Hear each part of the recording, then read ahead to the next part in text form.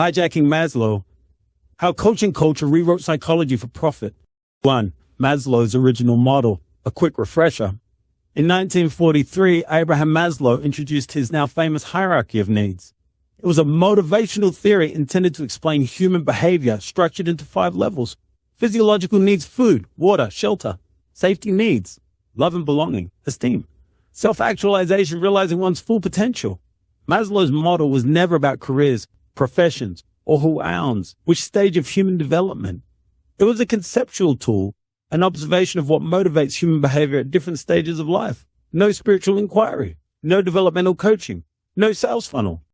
2. The coaching pyramid, a manufactured myth. Coaching produced a reworking of Maslow's hierarchy. It assigned psychotherapy to the lower levels, psychology to the middle tiers, and coaching to the top. Spiritual inquiry and beyond is painted as the apex, naturally aligning with their highest coaching offerings. This is not a reinterpretation. It is a self-serving reconstruction. Coaching, conveniently, becomes the ultimate vehicle to human evolution, while therapy and psychology are reduced to remedial services for those less developed. Critique. This is a Maslow's theory updated for modern times. It's Maslow's work reverse engineered into a marketing funnel. 3. Maslow's name their narrative. Some coaching labels their version of the pyramid Maslow's hierarchy of growth and development, a phrase Maslow himself never used and a structure he never outlined. There is no hierarchy of growth and development in Maslow's academic work. It is an invention. By attaching Maslow's name to it, they borrow the credibility of psychological science while quietly rewriting its contents to suit their business model. It's a classic case of appeal to authority, using a respected figure's reputation to legitimize a product that bears little resemblance to the original work. In reality, this pyramid is not Maslow's. It is a coaching company's marketing tool dressed in the borrowed robes of psychology. 4. Maslow's spiritual turn. What really happened?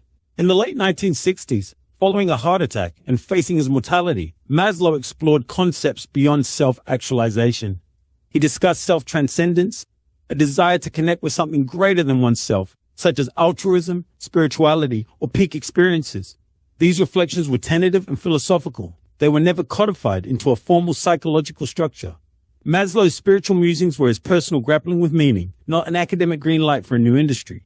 As Wikipedia notes, while some have retroactively tried to insert self-transcendence into Maslow's hierarchy, these late-stage ideas have been heavily criticized as being incomplete, lacking empirical support, and being at odds with Maslow's earlier scientific foundations. Critique. Quoting Maslow's late-life philosophical pondering as scientific endorsement for coaching is like quoting a deathbed confession as evidence for a new medical field. 5. The real motive, a sales funnel dressed as psychology. Coaching's reinterpretation isn't subtle.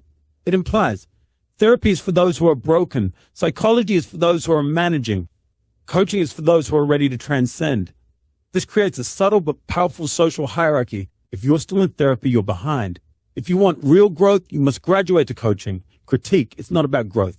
It's about positioning coaching as the inevitable next purchase. 6.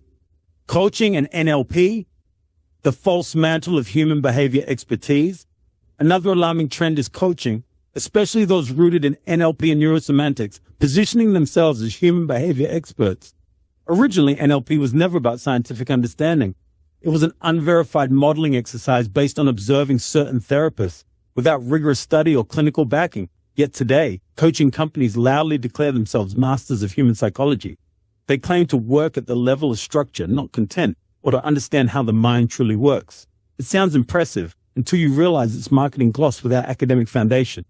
Critique. Claiming to be a human behavior expert because you've done an NLP course is like calling yourself a neurosurgeon because you've binged Grey's Anatomy. It's not authority, it's bravado. This false authority is not just misleading, it's dangerous. Vulnerable clients, believing they are in the hands of an expert, may defer to advice that is ill-informed, ideologically driven, and unregulated. 7. Life coaches and the myth of the lost apex. An example of this narrative can be seen in Jessie Christian's writing, where she claims, Maslow recognized that humans have a drive to strive for something beyond personal self-actualization, to achieve a connection with something greater than themselves. Articles like this conveniently suggest that modern coaching is uniquely positioned to guide individuals toward this higher state. This narrative distorts Maslow's work and conveniently installs coaching as the spiritual successor to psychological science. It sells transcendence as a service, a purchasable outcome, not a deeply personal and unstructured experience. Critique. Maslow's final reflections were personal, incomplete, and exploratory, not a baton passed to the life coaching industry to finish for profit. True self-transcendence is not a product, a seminar, or a certificate. It is an internal, often chaotic, and deeply human journey, one that cannot be sold. 8. Why coaching took the spiritual path. Pseudoscience by design. It makes perfect sense that coaching, particularly those following NLP and similar models, gravitates towards spirituality. In the pseudoscience playbook, when something fails to deliver results, the blame is shifted onto the individual. You didn't try hard enough, you weren't ready, or your energy wasn't aligned. Spiritual framing gives coaching the perfect escape clause. When techniques fail, it's not the method that is questioned, it's the client. The narrative protects the industry while deflecting responsibility onto the vulnerable. Critique. Spiritualized coaching turns failure into a marketing feature. If you don't succeed, it's proof you need more coaching. This mirrors the behavior of countless pseudosciences, from manifesting cults to quack therapies. It offers endless upsells and endless self-blame, but rarely genuine resolution. 9. The danger, replacing evidence with ideology.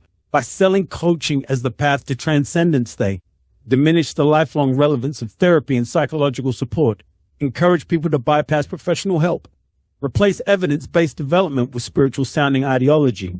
Coaching becomes the answer to existential pain, not science, not research, not proven methods, just rebranded motivational language with a price tag. Critique.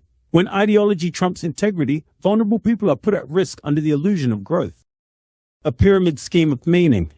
Maslow's hierarchy was about human motivation, not a map to enlightenment or a shopping list of services.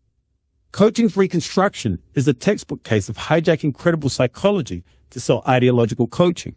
Maslow didn't design a path to coaching.